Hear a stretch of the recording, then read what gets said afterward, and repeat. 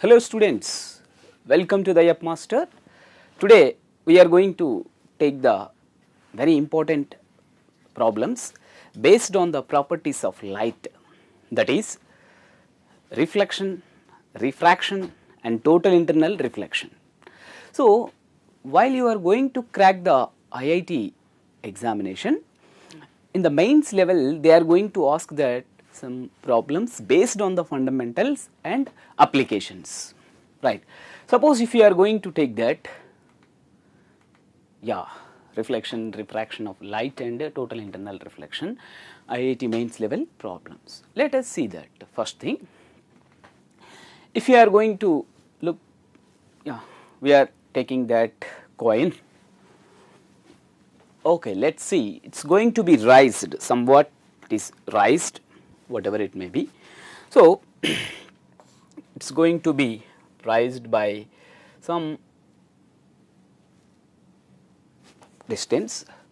So, that is due to the phenomenon of refraction. Okay, it is clear. Based on this phenomenon, they are going to ask the questions. A coin has been raised, and if you are going to look that, this is the water surface, let us assume surface. This is the surface of water. You may take it as boundary surface. Yes. So, the light has been incidented. Yes, it is going to be refracted in different directions. Yes. At the same time, you can observe the phenomenon, light is incidented and it is refracted, and then from the surface of the coin again the light is reflected back and it is going to be refracted at this surface. We may take it as like that. Okay, based on this phenomena we will introduce that one concept, critical angle. Very clear. Now you can take that, yes, light is incidented. So, there exists a magnified image, that is going to be raised. Actual presence of that coin is here lower, but it is going to be raised at some point. It has been displaced at some distance. Very clear, have you seen? It is going to be, if you have seen at different angles, 35 and 43, you are going to incident the light rays at different angles, it is going to be appeared at different size. All these due to the refraction phenomenon, it is very clear. At the same time, light is entered and from the surface of the coin light is going to be again, it comes back. So, it will get that refraction again, it reaches the eye, that human eye is going to be observed. It is very clear, no doubt at all. So, based on this phenomena we are going to frame the problems. Let us see. What we are going to, just now we have seen, this is the case we are going to see that. Alright, what the problem? A small coin is resting on the bottom of a beaker filled with the liquid. A ray of light from the coin is going to be travel and it has been reached the top and it is traveling through the boundary surface, no doubt at all, along the surface. Here you should find out that how fast that light is going to be traveling. Yes. So, very clear, the light is incidented on the water surface and it is refracted, it reached the top surface of the coin. At the same time, from the top of the coin it is going to be reflected back and it is going to be refracted. Yes, it is going to be refracted and it moves through the surface. Here we would like to know about that one concept. Alright, yes, see that, very clear. If you are observing that, this is the light which has been originated from the coin, alright. So, this is the boundary, this is the boundary, it has been refracted at 90 degrees, no doubt at all. This is the normal, we can take it as a normal, alright. Now, we are going to take that a light is incidented and it has been refracted. So, can you imagine that incidented angle is going to be theta c, no doubt at all. So, this is theta c, theta I is equal to theta c, this is 90 degrees, very clear. You are going to incident the light ray at critical angle, then only there exists a angle of refraction is 90, right. Okay. Now, if you are going to take that same phenomenon,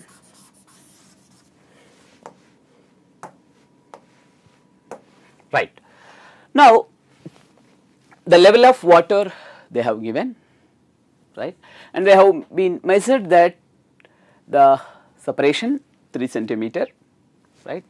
Here you can confirm that, yeah, this is going to be critical angle, see, you will take that critical angle because it has been refracted at 90 degrees. So, this is the incidented light ray, this is the refracted light ray. Whenever light is allowed to move from denser to rarer, so water it is going to be denser medium, no doubt at all. If you are going to take that angle of refraction is 90, it is known as critical angle, no doubt at all. What is your aim? You have to calculate that speed of light which is going to move through the boundary.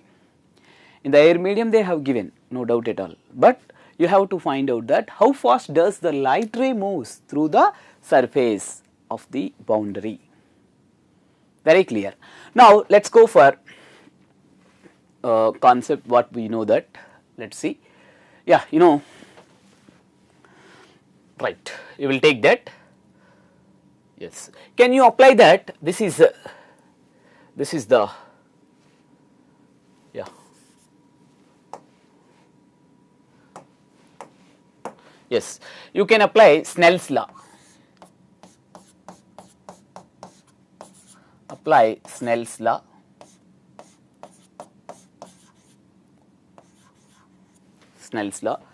that is, you can take that. So, sin I, yeah, that is mu 1 sin I is equal to mu 2 sin R. Here sin I is equal to sin C, therefore mu 1 sin C is equal to mu 2 sin R, no doubt at all. Here R is going to be 90 degrees, yes, R is going to be 90 degrees. Here at I is equal to C, that is critical angle,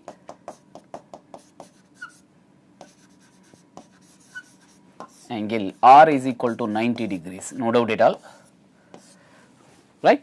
So, therefore, mu 1 into sin C is equal to, this is 1 into 1, therefore, sin C is equal to 1 by mu 1, all right. It is very clear, this is a generalized expression for critical angle and the refractive index of a medium. So, yeah, we know that sin C is equal to 1 by mu, this is the general expression. Okay, mu is the refractive index of the medium from where the light rays are originated here. So, this is what we would like to take that, right. Now, what is your aim? Your aim is going to calculate that.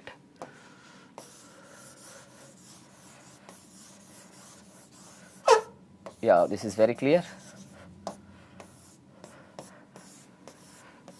Yes, your aim is going to calculate that speed of light which has been moved through the boundary. Okay, all right. Now let us go for this one. Yes, therefore, sin C is equal to what we have, sin C is equal to 1 by mu, right. This is the equation number 1. Let us take that equation number 1. We will take that. Now, can you take that sin C is equal to 1 by mu is equal to C by V, right. Therefore, sin C is equal to V by C. This is the case, we are knowing that.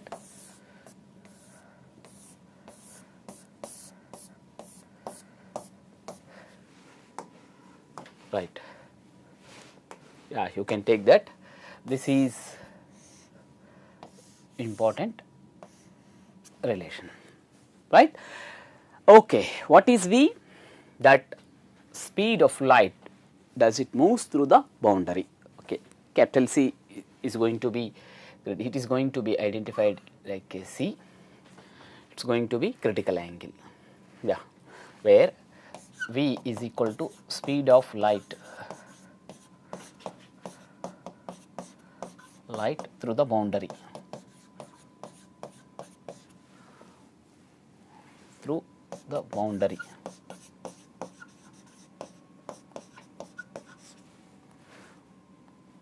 yeah. C is equal to 3 into 10 to the power of 8 meter per second. This is very clear. Now, you can take that. This is the case we can write down. Therefore, sin C is equal to V by 3 into 10 to the power of 8 meter per second. This is equation number 2. But how you will find out that sin C? Yeah, from the figure, do you know, it is going to be, this value is nothing but 3 square plus 4 square, that is 5, right. All right, you are applying that Pythagoras theorem and you will find out that. Okay, if you are going to take that, yeah, sin C from the figure, yeah, you know, from the figure, sin C is equal to, right, you know very well,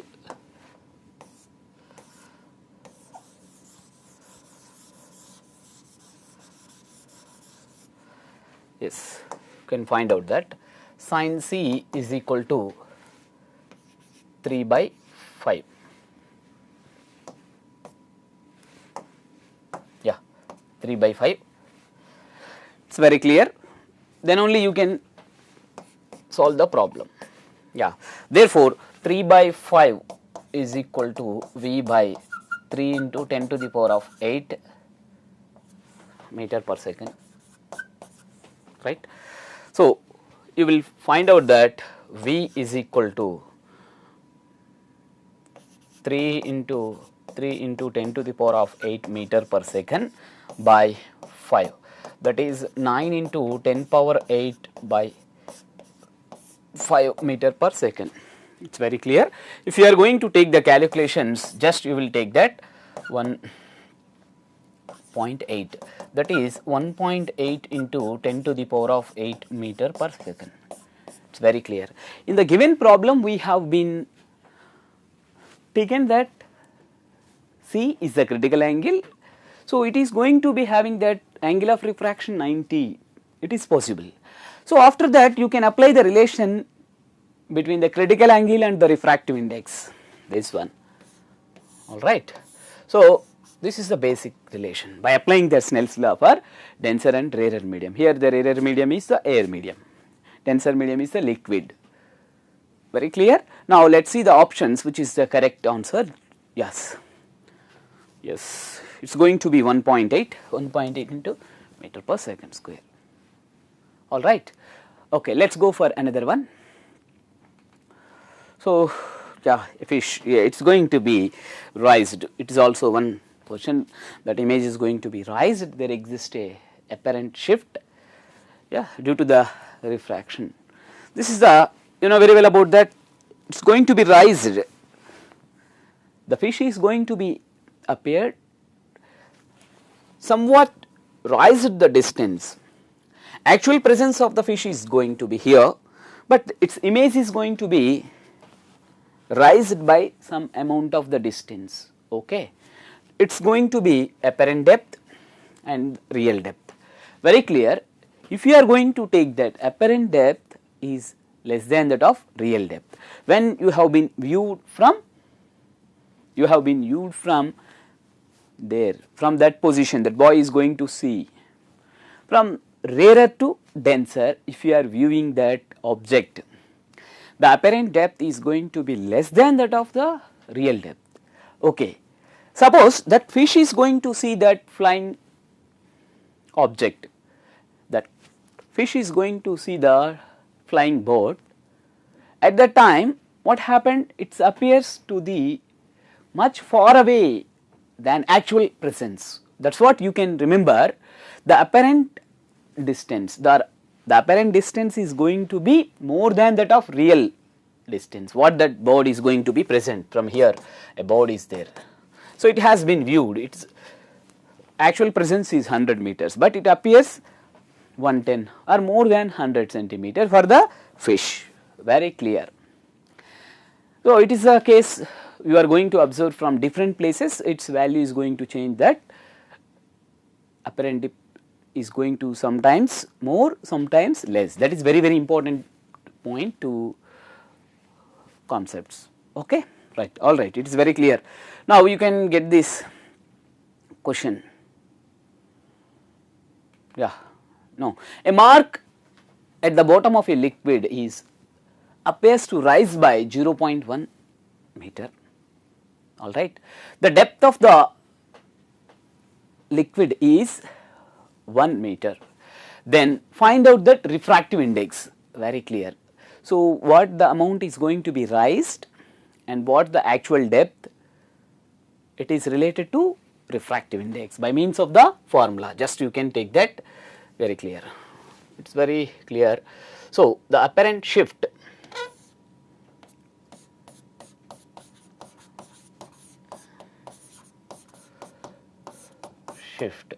it is going to be calculated by, yeah, that is T into 1 minus 1 by mu. T is the thickness, yes, yeah, T is the thickness, that is apparent shift is this one. The depth of the liquid, it is nothing but T is equal to 1 meter, right. Mu is the refractive index. Mu is the refractive index, all right, and what the amount has been raised, that is going to be apparent shift. Just you can take that, that is the apparent shift x is equal to T into 1 minus 1 by mu. If you have been observed from the one glass slab, but you have taken another glass slab, so you can extend that formula. Yeah, later we will discuss how we will extend that. That is 0.1 is equal to, let us see the answer. Okay, we will do that. Yeah, 0.1 m, that is equal to 1 minus 1 by mu. We have taken that units meter on both sides. So, it is going to be cancelled. Therefore, 1 by 10 is equal to 1 minus 1 by mu, all right. It is very clear. Therefore, 1 by mu is equal to 1 minus 1 by 10, right. Now, you can write down, that is equal to 10 minus 1 by 10, 9 by 10. Therefore, mu is equal to 10 by 9. It is very clear. Let us see the answer. Yeah, 10 by 9 is the correct. Okay, this is the generalized expression. But what happened if they are going to ask that different glass slabs, they are going to be identified. Yeah.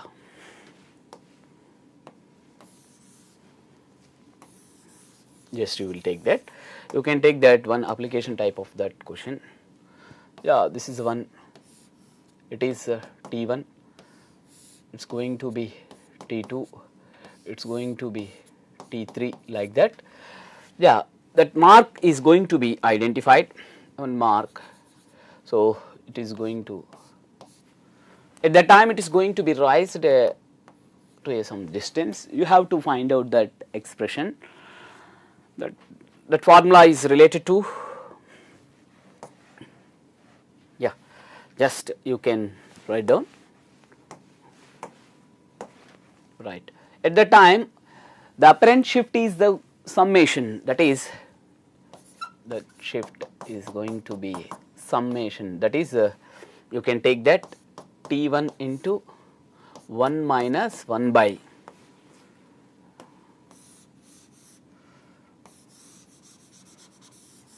it's going to be written as mu 1 L2 plus T2 into 1 minus mu 2 L2 plus T3 to 1 minus mu 3 L2. Just you are going to get this. This is mu 1, mu 2, mu 3. You have to be apply that summation. The apparent shift, total apparent shift is going to be taken as a summation. It's very clear. This is the extended model for the given problems. Okay, all right. Let's go for another problem. Yes, if you are going to take that, what happened? Generally, if you are taking that, a glass slab which is having that refractive surfaces at both the sides, if the medium has been presented is same on upper side and lower side, the medium is same. So it is having refractive surface at upper and lower, light is getting that refraction at upper and lower surface, and the presence of medium is also the same, that is in air. Let us assume it is air. What happened? The path is going to be, due to the refraction, it is going to be bending, path has been changed. This is the one point that refraction takes place. Again, right, we will take that. Now we are going to take that, just you can see what happened. The refraction will takes place, light has been incidented at an angle I. So there exists a refraction. Again, what happened, while it was going to leave the glass slab, while it is going to emergent, it is going to refract. Again, there exists a refraction. The light has to be incidented. This is the path which has been incidented, but this is the path actually. So that is the perpendicular distance between the emergent ray and incidented light ray is known as lateral shift or lateral displacement. Very clear. Now, how you will define the minimum perpendicular, the minimum gap between the two rays, that is emergent ray and refracted incidented ray. This is the emergent ray. This is the emergent ray. This is the incident ray.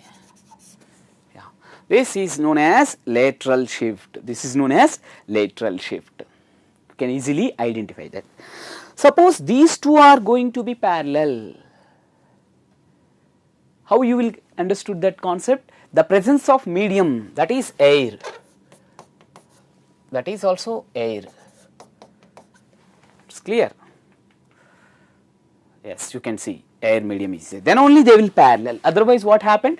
They may converge. They are not going to be parallel. They are going to be converge. At somewhere else, they are going to meet it with each other. If they are going to be parallel, you can understood the presence of medium in upper and lower surface is going to be same. All right, it's very clear. Let's go for another one. Yeah, the minimum distance or minimum perpendicular distance between these two rays is known as lateral displacement. Very good. Lateral displacement has been observed. Okay. Now you are going to take that the angle of incidence is going to be very small. Yeah, I is small. You can take that I is very small. Then you know lateral shift, it's going to be taken as T into 1 minus 1 by mu. What is T? It is the thickness of the glass. Otherwise, you have to take that I is large. So, L shift is equal to, yeah, that is T into sine I minus R by cos R. This is the expression what we have observed. It is very clear. We can use this one. This is also used. The previous case what we have been used. So, shall we go for the problem based on this? What about that questions you can expect for the entrance examination? The condition is the two rays are parallel until the presence of medium is same. If not, what happened? They are not going to be parallel. They will converge. Very clear. Right. Let us go for the problem. We will see. Yeah. A ray of light incidented at an angle of 60 degrees on one face of the rectangular glass slab, okay, and it has been refracted. Yes, it has been emerged, right. Now, your aim is to calculate the lateral shift or lateral displacement. Yes, that is lateral shift produced. Lateral shift is produced due to the presence of, due to the refraction of light at two surfaces. Yeah, when light is allowed to move through the two refractive surfaces, one is upper and another one is lower, just it is very clear, and the presence of medium in upper and lower both are going to be same, then there exists a parallel rays. One is incidented, another one is emergent. The gap is known as lateral shift. So, it was common observation. It is common in case of all the rectangular glass slabs. You have been incidented at a particular angle. If the angle of incidence is very small, we can see that, that is a special case. Right. Thickness they have given 0.1 mm. Angle of incidence they have given, right. Yeah, you can, yes. Therefore, angle of incidence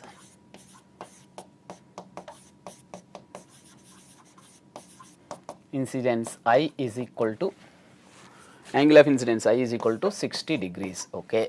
Now, you can imagine this is a glass slab of thickness 0.1 mm. You can draw the diagram.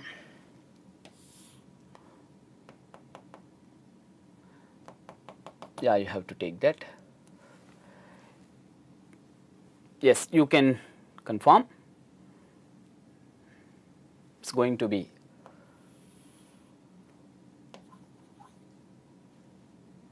again it is refracted. So, there exists a shift.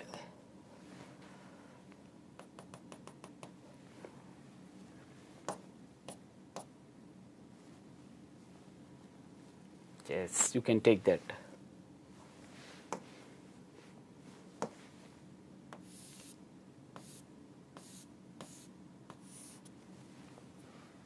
Now, you can easily find out that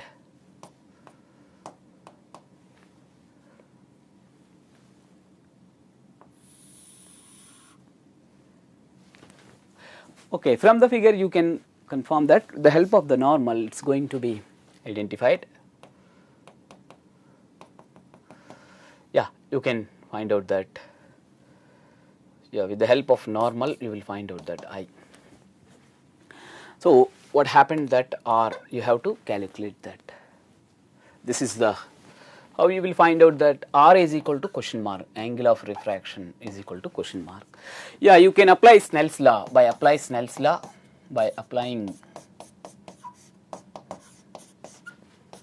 Snell's law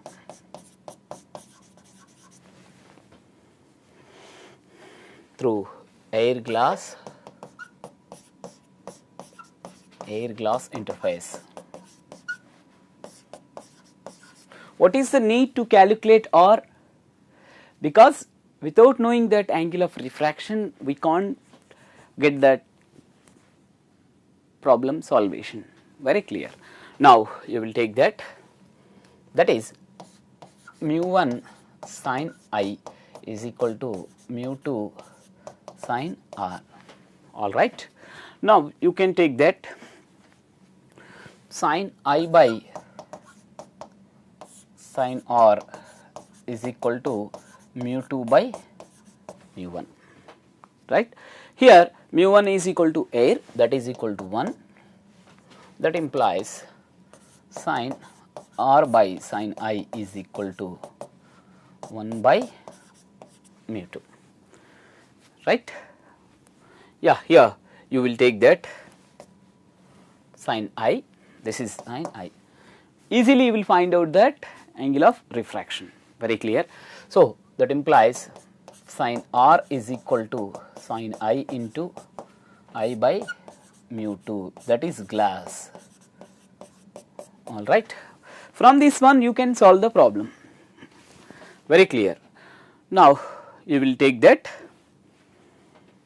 yeah, sin R is equal to, please take that, sin R is equal to sin 60 degrees by 1.5, that is root 3 by 2 whole by 1.5, that is equal to 1.732 by 2 by 1.5.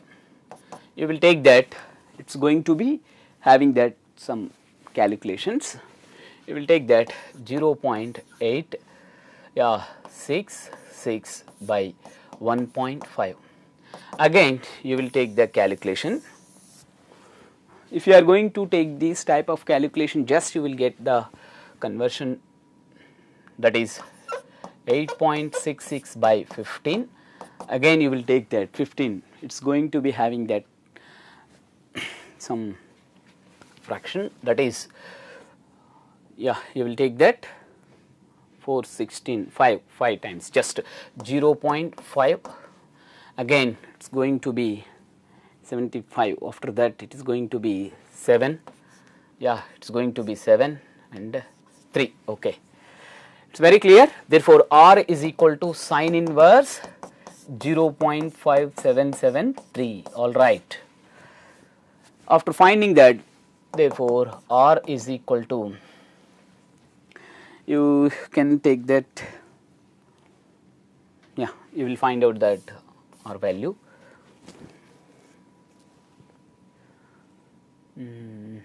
It's going to be around, if you know that sin 30 is going to be 0.5, it is going to greater than that 0.5, it is of order, just it is going to be nearly 1. So we will take that sin inverse 35 point, yeah, you will take that 33, 30, just you will get that value, yeah, yeah, 35.5 will get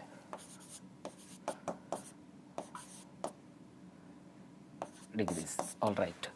Okay, now you are all getting that value, R value has been obtained. What is the formula? That formula is identified as, will erase some part.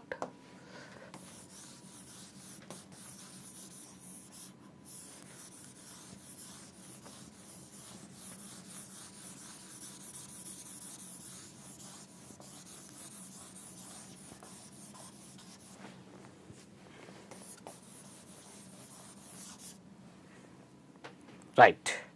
Now if you are going to take that using the formula, that is lateral shift is equal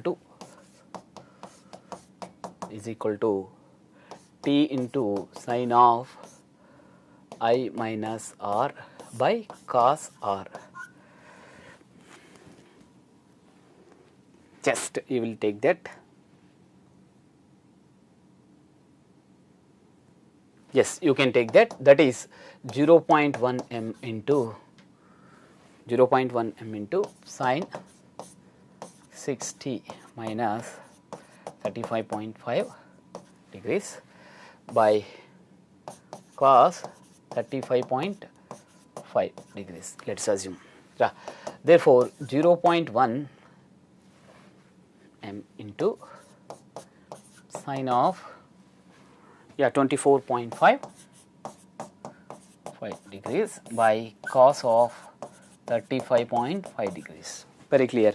So, it has some calculation part. You have to do all individual calculation and get that values and substitute all these values in the formula. We have to get this one, right.